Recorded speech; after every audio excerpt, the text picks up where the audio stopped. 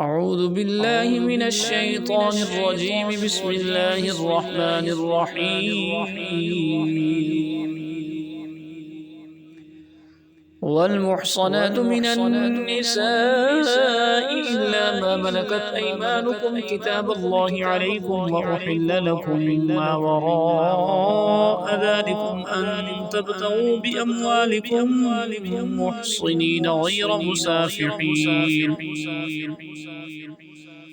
فما استمتعتم به منهن فآتوهن أجورهن فريضة، ولا جناح عليكم فيما تراضيتم به من بعد الفريضة، إن الله كان عليما حكيما. ومن لم يستطع منكم طولا أن ينكح المحصنات المؤمنات فمما ملكت أيمانكم من فتياتكم المؤمنات، والله أعلم بإيمانكم، بعضكم من بعض، فانكحوهن بإذن أهلهن وآتوهن أجورهن بالمعروف محصنات غير مسافحات ولا متخذات أخدان،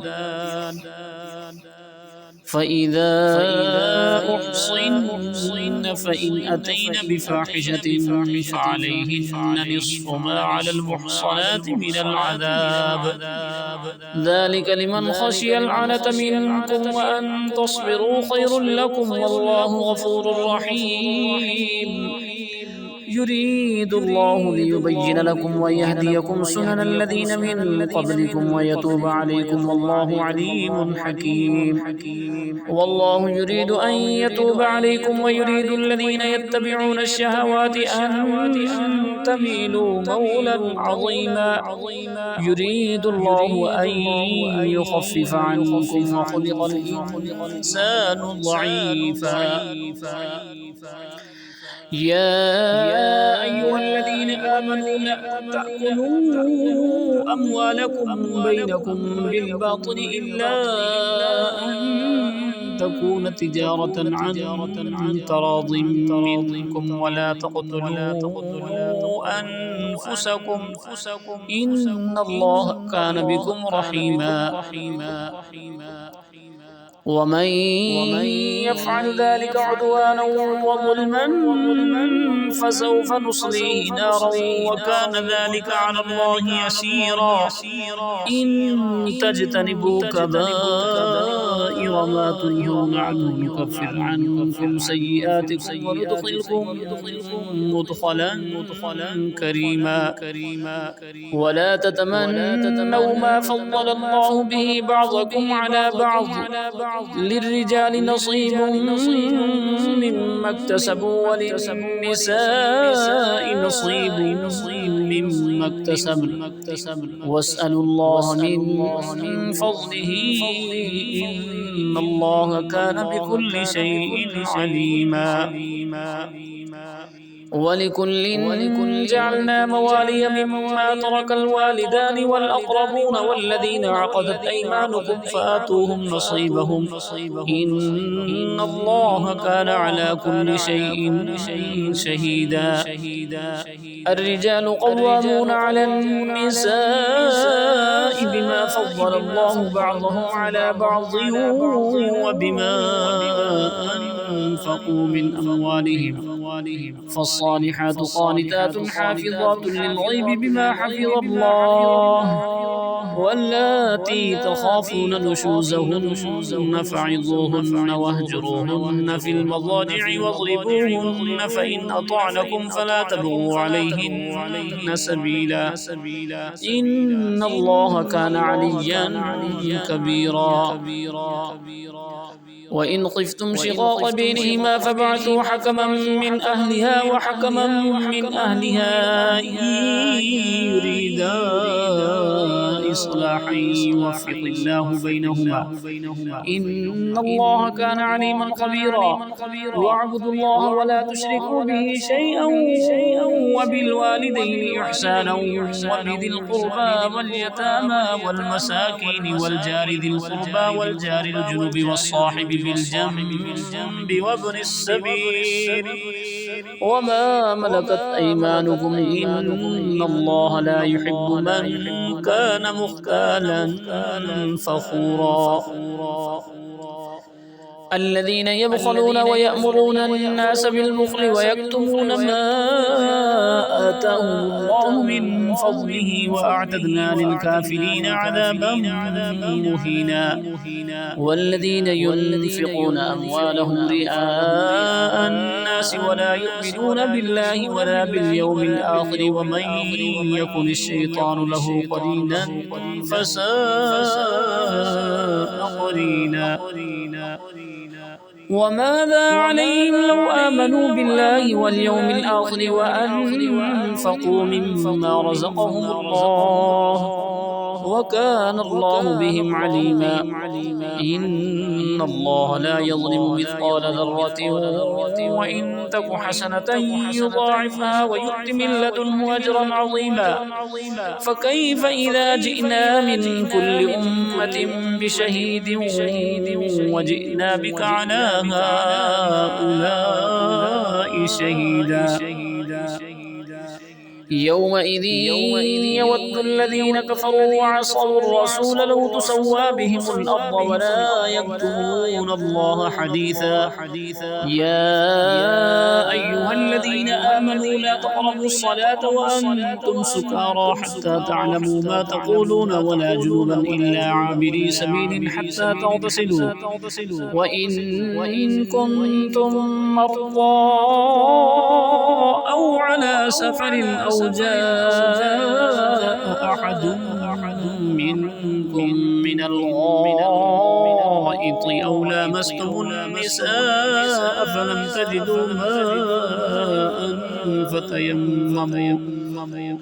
فلم تجدوا ماء فتيمموا صعيدا طيبا فامسحوا بوجوهكم وأيديكم إن الله كان عفوا غفورا.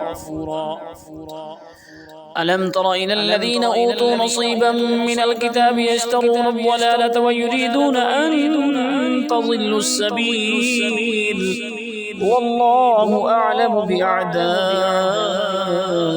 وكفى بالله وليا وكفى بالله نصيرا. من الذين هادوا يحرفون الكلم عن مواضعه ويقولون سمعنا وعصينا واسمع غير مسمع وراعنا ليا بألسنتهم وطعنا في الدين ولو أنهم قالوا سمعنا وأطعنا واسمع وانظرنا لكان خيرا لهم وأقوم ولكن لعنهم الله بكفرهم فلا يؤمنون إلا قليلا.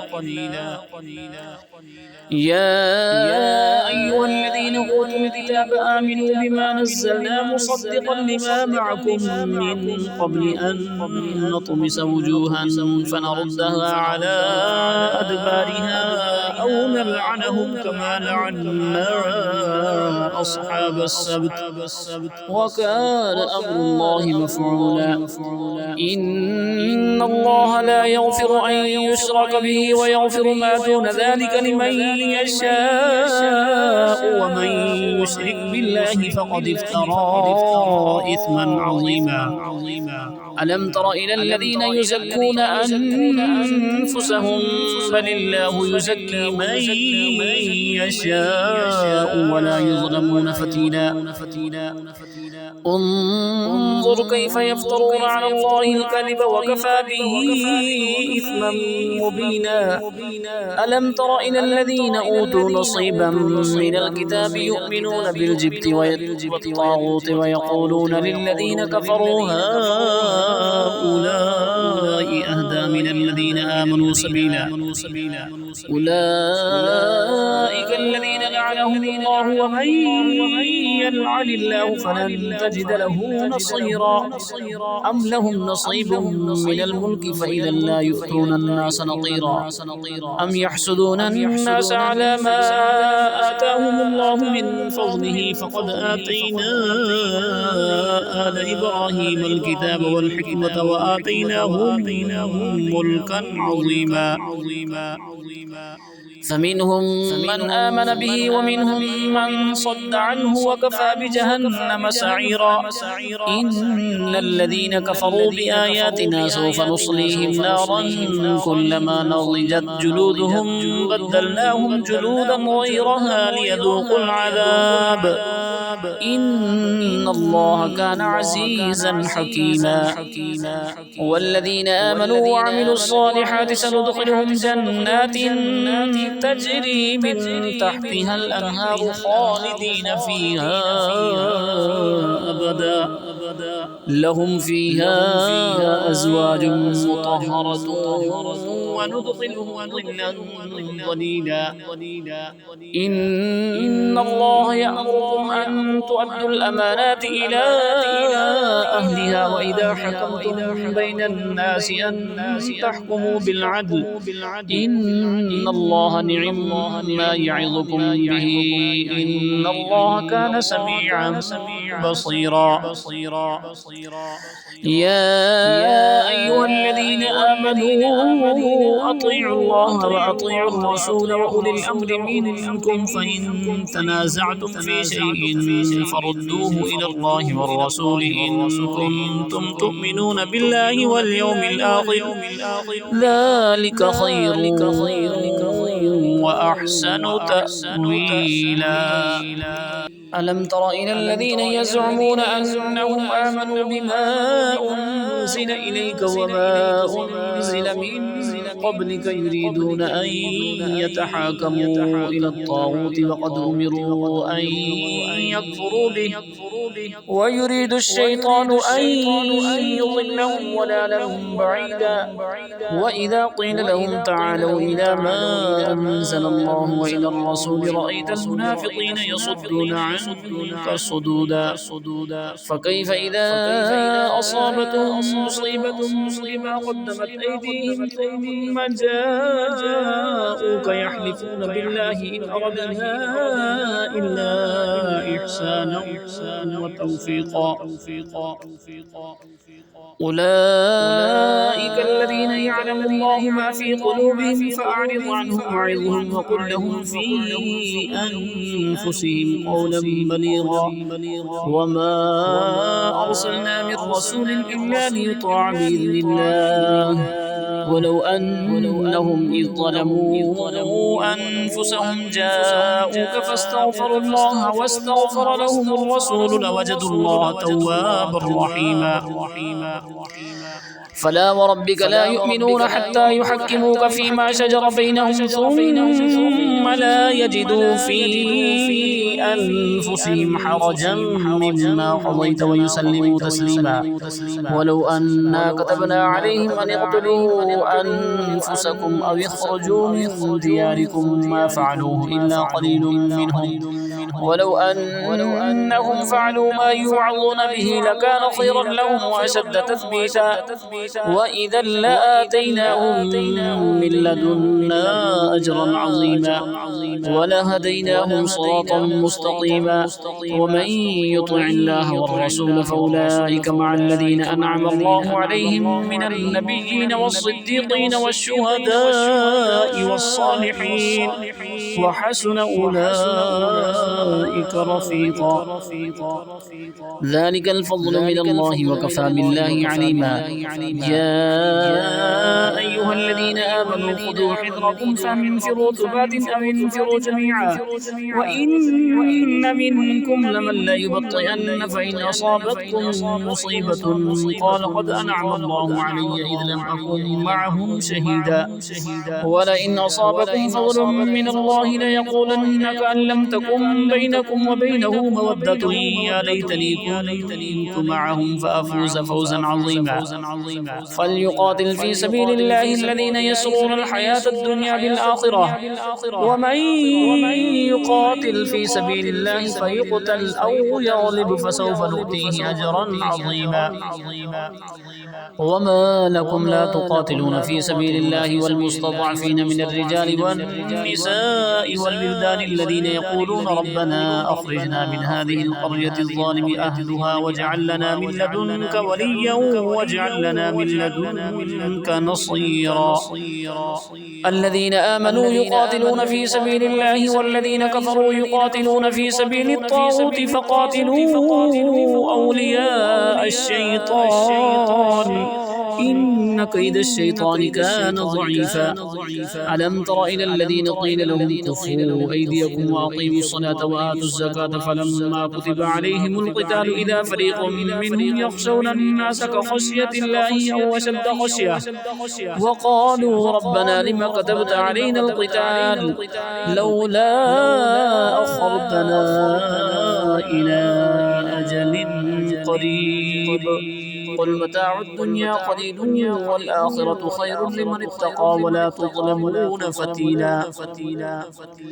أينما تكونوا يدرككم الموت ولو كنتم في بروج مشيدة وإن تصبهم حسنة يقولوا هذه من عند الله وإن تصبهم سيئة يقولوا هذه من عندك قل كل من عند الله فما لهؤلاء القوم لا يكادون يفقهون حديثا.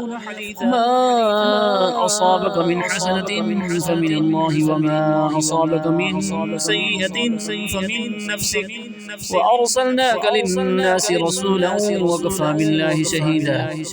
من يطع الرسول فقد أطاع الله ومن تولى فما أرسلناك عليهم حفيظا ويقولون طاعة فإذا برزوا من عندك بيت طائفة منهم غير الذي تقول والله يكتب ما يبيتون فأعرض عنهم وتوكل على الله وكفى بالله وكيلا. أفلا يتدبرون القرآن ولو كان من عند غير الله لوجدوا فيه اختلافا كثيرا وإذا جاءهم أمر من الأمن أو الخوف أذاعوا به ولو ردوه إلى الرسول وإلى أولي الأمر منهم لعلمه الذين يستنبطونه منهم ولولا فضل الله عليكم ورحمته لاتبعتم الشيطان إلا قليلا. فقاتل في سبيل الله لا تكلف إلا نفسك وحرض المؤمنين عسى الله أن يكف بأس الذين كفروا والله أشد بأسا وأشد تنكيلا. من يشفع شفاعة حسنة يكن له نصيب منها ومن يشفع شفاعة سيئة يكن له كفل منها وكان الله على كل شيء مقيتا. وإذا حييتم بتحية فحيوا بأحسن منها أو ردوها إن الله كان على كل شيء حسيبا. الله لا إله إلا هو ليجمعنكم إلى يوم القيامة لا ريب فيه ومن أصدق من الله حديثا. فما لكم في المنافقين فئتين والله أركسهم بما كسبوا أتريدون أن تهدوا من أضل الله ومن يضلل الله فلن تجد له سبيلا. ودوا لو تكفرون كما كفروا فتكونون سواء فلا تتخذوا منهم أولياء حتى يهاجروا في سبيل الله فإن تولوا فخذوهم وقتلوهم حيث وجدتموهم ولا تتخذوا منهم وليا ولا نصيرا إلا الذين يصلون إلى قوم بينكم وبينهم ميثاق أو جاءوكم حصرت صدورهم أن يقاتلوكم أو يقاتلوا قومهم ولو شاء الله لسلطهم عليكم فلقاتلوكم فإن اعتزلوكم فلم يقاتلوكم وألقوا إليكم السلام فما جعل الله لكم عليهم سبيلا. ستجدون آخرين يريدون أن يأمنوكم ويأمنوا قومهم كلما ردوا إلى الفتنة ركزوا فيها فإن لم يعتزلوكم ويلقوا إليكم السلم ويكفوا أيديهم فخذوهم واقتلوهم حيث ثقفتموهم وأولئكم جعلنا لكم عليهم سلطانا مبينا وما كان لمؤمن أن يقتل مؤمنا إلا خطأ ومن قتل مؤمنا خطأ فتحرير رقبة مؤمنة ودية مسلمة إلى أهله إلا أن يصدقوا فإن كان من قوم عدو لكم وهو مؤمن فتحرير رقبة مؤمنة وإن كان من قوم بينكم وبينهم ميثاق فدية مسلمة إلى أهله وتحرير رقبة مؤمنة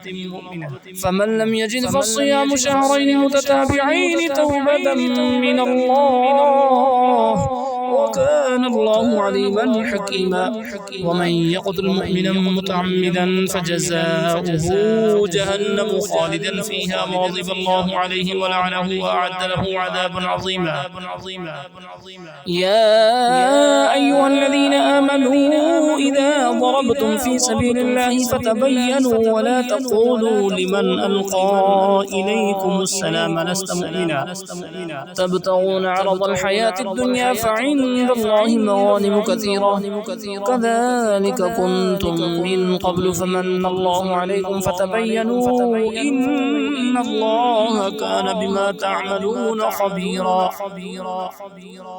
لا يستوي القاعدون من المؤمنين غير أولي الضرر والمجاهدون في سبيل الله بأموالهم وأنفسهم فضل الله المجاهدين بأموالهم وأنفسهم على القاعدين درجة وكلا وعد الله الحسنى وفضل الله المجاهدين على القاعدين أجرا عظيما درجات منه ومغفرة ورحمة وكان الله غفورا رحيما إن الذين توفاهم الملائكة ظالمي أنفسهم قالوا فيم كنتم قالوا كنا مستضعفين في الأرض قالوا ألم تكن أرض الله واسعة فتهاجروا فيها فأولئك مأواهم جهنم وساءت مصيرا إلا المستضعفين من الرجال والنساء والولدان لا يستطيعون حيلة ولا يهتدون سبيلا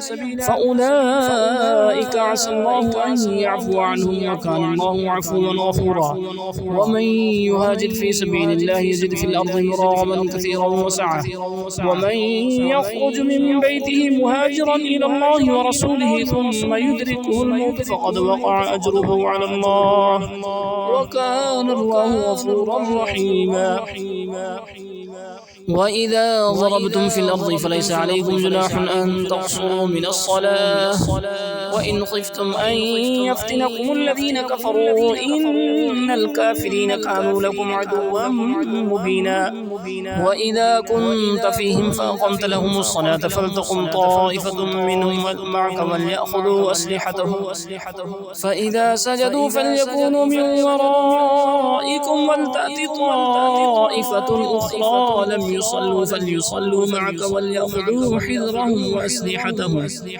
ود الذين كفروا لو تغفرون عن أسلحتكم وأمتعتكم فيميلون عليكم ميلة واحدة ولا جناح عليكم إن كان بكم أذى من مطر أو كنتم مرضى أن تضعوا أسلحتكم وخذوا حذركم إن الله أعد للكافرين عذابا مهينا فإذا قضيتم الصلاة فاذكروا الله قياما وقعودا وعلى جنوبهم فإذا اطمأننتم فأقيموا الصلاة إن الصلاة كانت على المؤمنين كتابا موقوتا ولا تهنوا في ابتغاء القوم إن تكونوا تعلمون فإنهم يعلمون كما تعلمون وترجون من الله ما لا يرجون وكان الله عليما حكيما إنا أنزلنا إليك الكتاب بالحق لتحكم بين الناس بما أراك الله ولا تكن للخائنين خصيما واستغفر الله إن الله كان غفورا رحيما. ولا تجادل عن الذين يختارون أنفسهم إن الله لا يحب من كان خوانا أثيما يستخفون من الناس ولا يستخفون من الله وهو معهم إذ يبيتون ما لا يرضى من القول وكان الله بما يعملون محيطا. ها أنتم هؤلاء جادلتم عنهم في الحياة الدنيا فمن يجادل الله عنهم يوم القيامة أم من يكون عليهم وكيلا.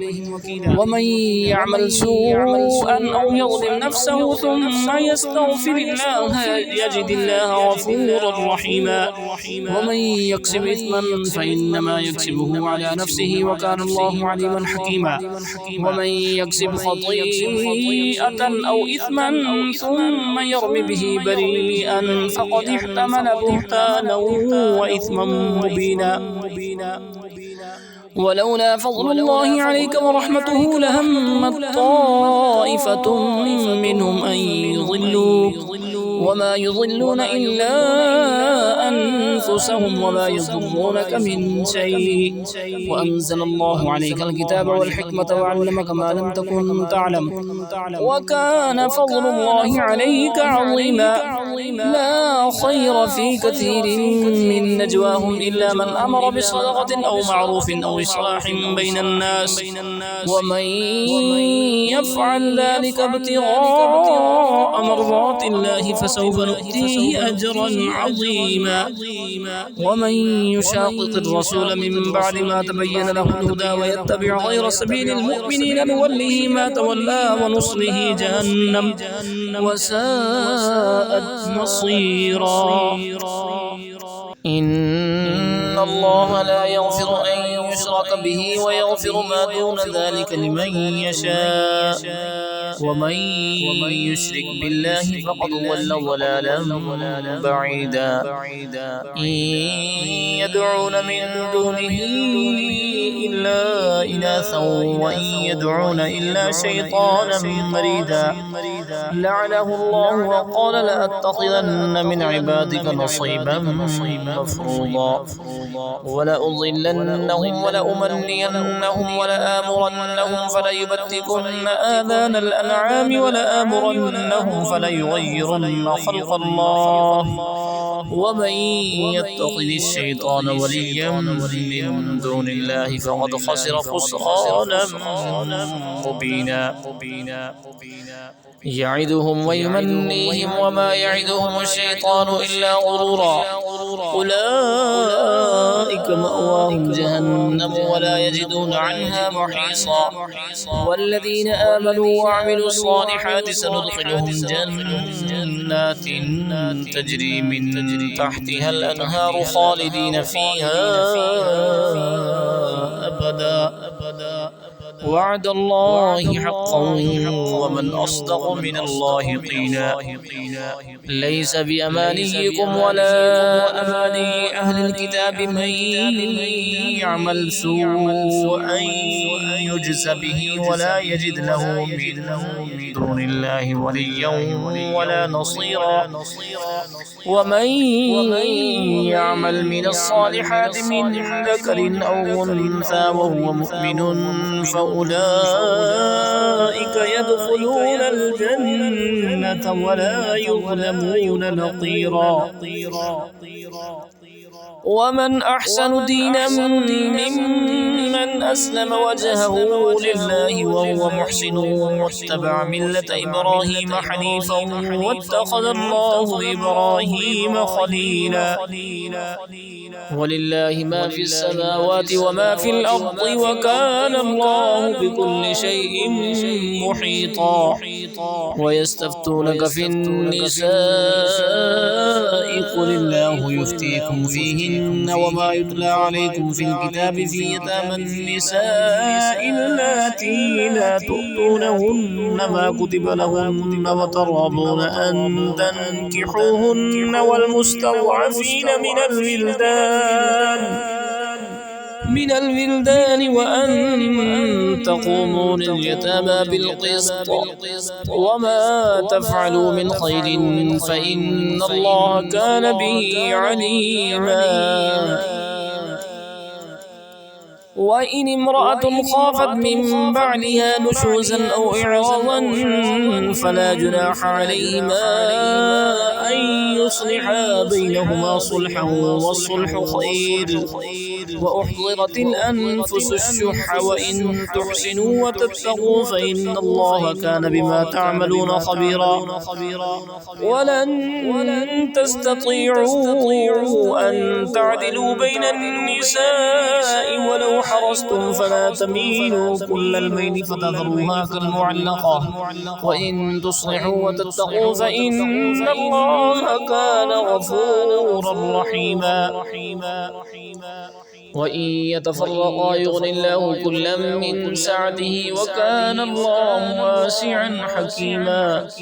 ولله ما في السماوات وما في الأرض ولقد وصينا الذين أوتوا الكتاب من قبلكم وإياكم أن اتقوا الله وإن تكفروا فإن لله ما في السماوات وما في الأرض وكان الله غنيا حميدا.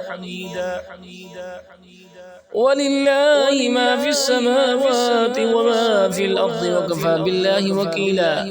إن يشأ يذهبكم أيها الناس ويأتي بآخرين وكان الله على ذلك قديرا. من كان يريد ثواب الدنيا فعند الله ثواب الدنيا والآخرة وكان الله سميعا بصيرا. يا أيها الذين آمنوا كونوا قوامين بالقسط شهداء لله ولو على أنفسكم أو الوالدين والأقربين إن يكن غنيا أو فقيرا فالله أولى بهما فلا تتبعوا الهوى أن تعدلوا وإن تلووا أو تعرضوا فإن الله كان بما تعملون خبيرا. يا أيها الذين آمنوا بالله ورسوله والكتاب الذي نزل على رسوله والكتاب الذي أنزل من قبل ومن يكفر بالله وملائكته وكتبه ورسله واليوم الآخر فقد ضل ضلالا بعيدا. إن الذين آمنوا ثم كفروا ثم آمنوا ثم كفروا ثم ازدادوا كفرا لم يكن الله ليغفر لهم ولا ليهديهم سبيلا. بشر المنافقين بأن لهم عذابا أليما. الذين يتخذون الكافرين أولياء من دون المؤمنين أيبتغون عندهم العزة فإن العزة لله جميعا. وقد نزل عليكم في الكتاب أن إذا سمعتم آيات الله يكفر بها ويستهزأ بها فلا تقعدوا معهم حتى يخوضوا في حديث غيره إنكم إذا مثلهم إن الله جامع المنافقين والكافرين في جهنم جميعا. الذين يتربصون بكم فإن كان لكم فتح من الله قالوا ألم نكن معكم وإن كان للكافرين نصيب قالوا ألم نستحوذ عليكم ونمنعكم من المؤمنين فالله يحكم بينكم يوم القيامة ولن يجعل الله للكافرين على المؤمنين سبيلا.